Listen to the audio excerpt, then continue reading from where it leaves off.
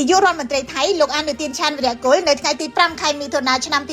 2026បានប្រកាសជំហរថ្មីទៀតហើយក្នុងការដោះស្រាយចំនួនព្រំដែនសមុទ្រជាមួយកម្ពុជាជំហរលើកនេះមកជាមួយលក្ខខណ្ឌសម្រាប់កម្ពុជាដោយលោកបញ្ជាក់ថាថៃយល់ព្រមចូលរួមក្នុងដំណើរការផ្សះផ្សាដោយចាប់បង្ខំក្រោមអនុសញ្ញាអង្គការសហប្រជាជាតិស្តីពីនីតិសមុទ្រ UNCLOS ក៏ប៉ុន្តែនៅពេលនេះថៃនឹងមិនពិភាក្សាអំពីបញ្ហាផ្សេងៗជាមួយកម្ពុជាឡើយរួមទាំងមិនស្ដារទំនាក់ទំនងទ្វេភាគីមិននិយាយពីព្រំដែនគោកហើយក៏មិនបើកច្រកព្រំដែនឡើងវិញដែរយោងតាមកាសែត The Nation លោកអនុទាននិយាយថាគ្មានទេ JBC គ្មានទេ GBC ហើយក៏មិនមានការស្ដារទំនាក់ទំនងរីឯច្រកព្រំដែនក៏មិនបើកឡើងវិញដែរការលើកឡើងរបស់លោកអនុទានធ្វើឡើងភ្លាមៗបន្ទាប់ពីលោកបានជួបពិភាក្សាជាមួយរដ្ឋមន្ត្រីការបរទេសថៃរដ្ឋមន្ត្រីការពារជាតិនិងមេបញ្ជាការកងទ័ពជើងគោកថៃលោកអនុទាននិយាយថាថៃនឹងបញ្ជូនគណៈប្រតិភូចូលរួមនៅក្នុងដំណើរការ UNCLOS ជាមួយកម្ពុជាដោយលោកស៊ីហាសាជាអ្នកដឹកនាំក្រុមចរចា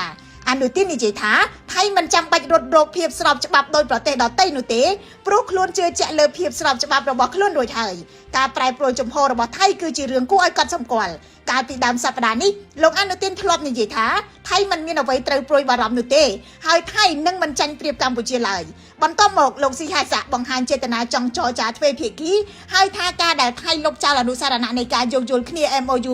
2001ក៏ដោយសារតែថៃចង់ចរចាជាមួយកម្ពុជាក្នុងក្របខ័ណ្ឌទ្វេភាគីថ្មីមិនមែនចង់ទៅយន្តការអន្តរជាតិភ្លាមៗទេតែដំណើរគ្នានោះក្រសួងការបរទេសថៃក៏ប្រកាសថាខ្លួនបានត្រៀមអ្នកជំនាញច្បាប់រួចរាល់មួយរយៈមកហើយដើម្បីតតាំងជាមួយកម្ពុជាក្នុងសំណុំរឿងសមុទ្រនេះនៅពេលនេះលោកអនុទានបែរជាមកកំណត់វិសាលភាពនៃកិច្ចពិភាក្សាឲ្យនៅត្រឹម UNCLOS និងមិនចង់ភ្ជាប់វាទៅនឹងបញ្ហាផ្សេងទៀតខណៈដែលកម្ពុជាកំពុងតែទាមទារឲ្យថៃចូលតុចរចាដោះស្រាយបញ្ហាព្រំដែនគោករួមទាំងតំបន់ដែលថៃកំពុងកាន់កាប់ដោយខុសច្បាប់ចាប់តាំងពីការប្រយុទ្ធគ្នានៅឆ្នាំ